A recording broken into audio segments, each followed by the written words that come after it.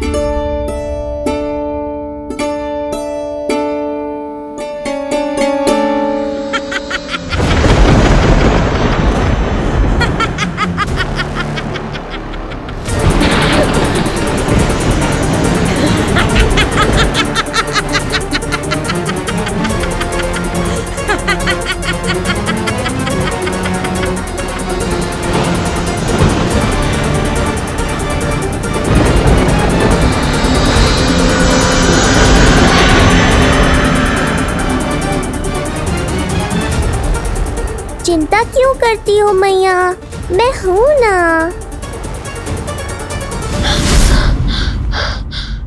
नेत्र खुले रहे तो मैया पक्का घबरा जाएंगी। यशोदा, क्या हुआ? अरे बोलो ना, कोई बुरा सपना देखो ना। स्वप्न तो ना था, किंतु मेरा मन बहुत घबरा रहा है। ऐसा लगो जैसे नीलमणि को कुछ।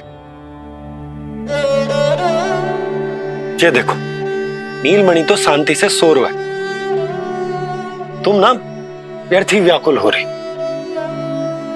बाबा सही कह रहे हैं मैया, कुछ नहीं होगा मुझे।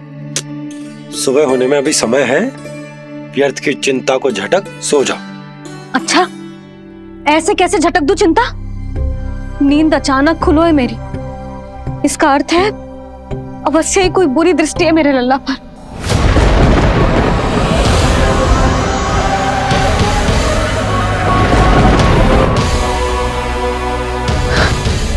आप भी कल जा रहे हो मथुरा? सुनो जी, जाना आवश्यक है, रुक ना सकते आप? कर जमा करानो है यशोदा, कल अंतिम दिन है। यदि वो निकल गए तो नारायण ही जाने वो कंस क्या करेगा। जानो आवश्यक। पिछले 6 दिन से नित्य कोई न कोई कर्मकांड संस्कार चल रहा है, इसीलिए तुम थक गई हो। तनिक विश्राम कर लो, सो जाओ।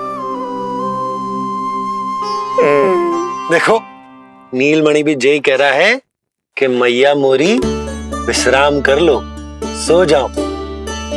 कल मेरा पालनोत्सव मनानो है कि ना? सो जाओ।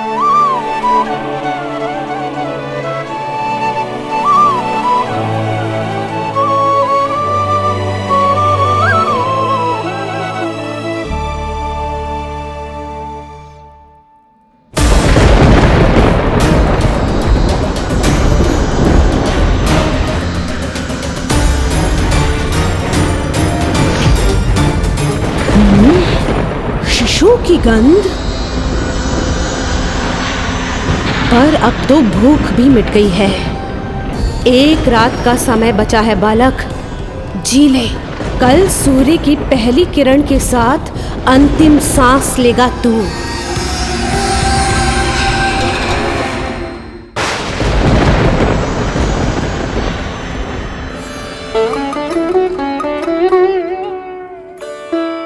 संतान के लिए मैया का कैसा अद्भुत प्रेम है ये। पूतना की छाया से ही इन्हें आने वाले संकट का आभास हो गया।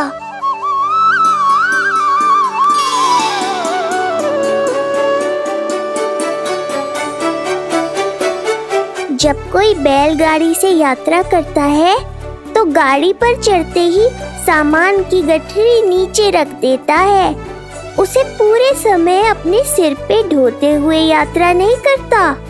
उसी प्रकार आप भी अपनी चिंता की गठरी मुझे सौंप दो मैया, मैं सब संभाल लूंगा। जैसे आप थपकी देकर मुझे सुलाती हो, वैसे ही आज मैं आपको सुलाऊंगा।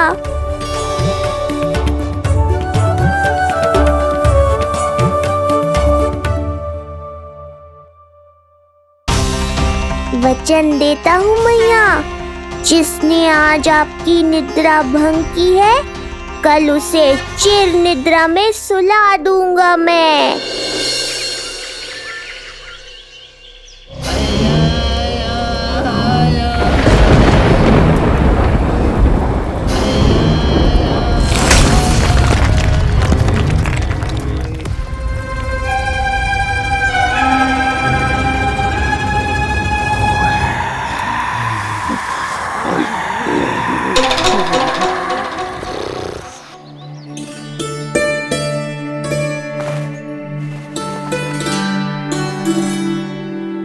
गाड़ी तैयार है नंदराज जी।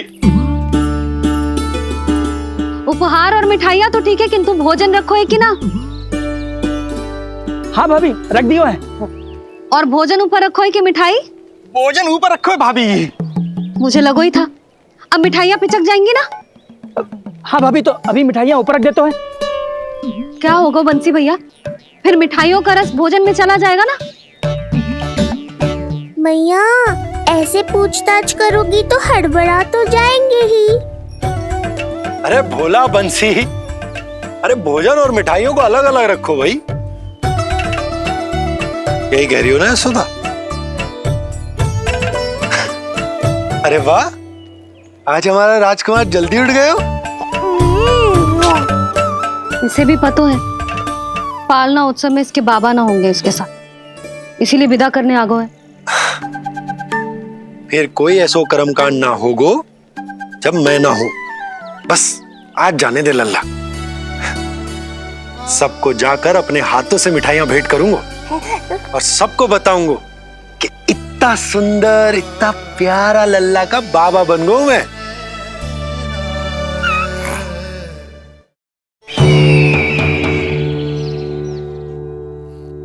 भैया के अत्याचारों की कोई सीमा ही नहीं। हमारे पुत्र को ढूंढने के लिए अब उन्होंने पूतना को आदेश दिया है। वो केवल महाभयंकर ही नहीं बल्कि मायावी भी है। हमें किसी भी प्रकार से ये सूचना गोकुल भिजवानी होगी। सत्य कह रही हो देवकी,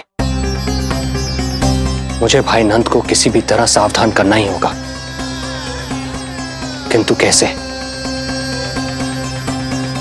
हमारे लल्ला के बारे में जानकर सबसे अधिक कौन प्रसन्न होगा पता है? वसुदेव भैया।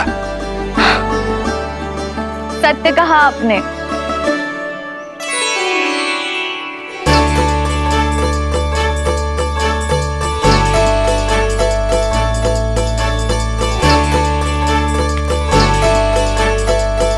बड़ी माँ, नए वस्त्रों में ये हुई ना बात। बहुत बहुत अच्छी लग रही हो रोहिणी जीजी, सच्ची।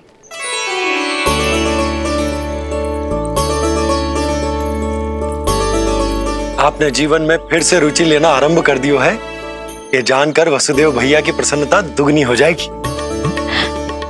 ये उनके लिए मेरे हाथों से बनाए पेड़े मथुरा के पेड़ों से भी अधिक प्रिय है उन्हें, और ये देवकी के नवजात कन्या के लिए। कहिएगा केवल वस्त्र नहीं है, अपना आशीर्वाद भेजा है मैंने।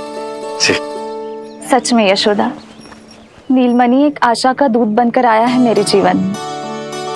नंद भैया, उनसे ये भी कहिएगा कि मैं और उनका पुत्र, हम दोनों ही यहाँ कुशल से हैं।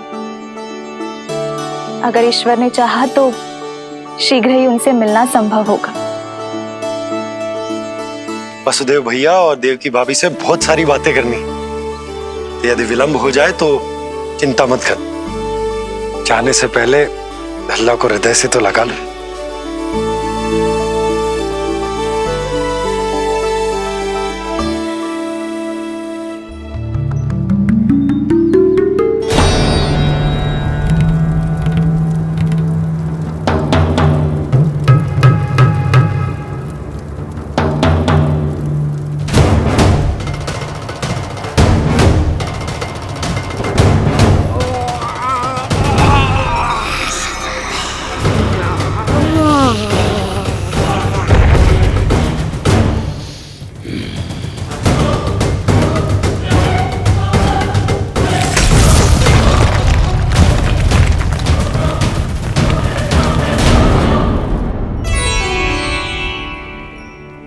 कुछ विचित्र सो क्यों लग रहा है मुझे? बाबा, आपका पुत्र है ना यहाँ, सब कुशल मंगल ही होगा।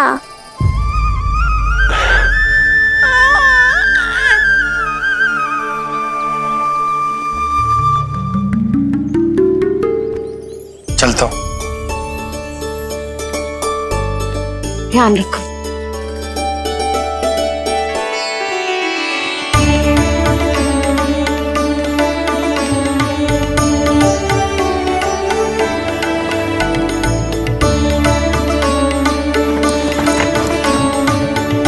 जय राम जी की।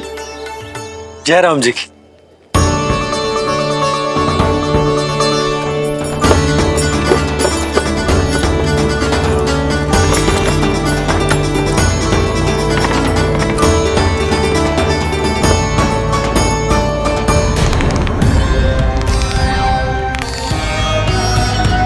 कहाँ से आरंभ करूं आज? ब्रजपुरा, रानी घाट, देतिया, बरसाना या गोकुल?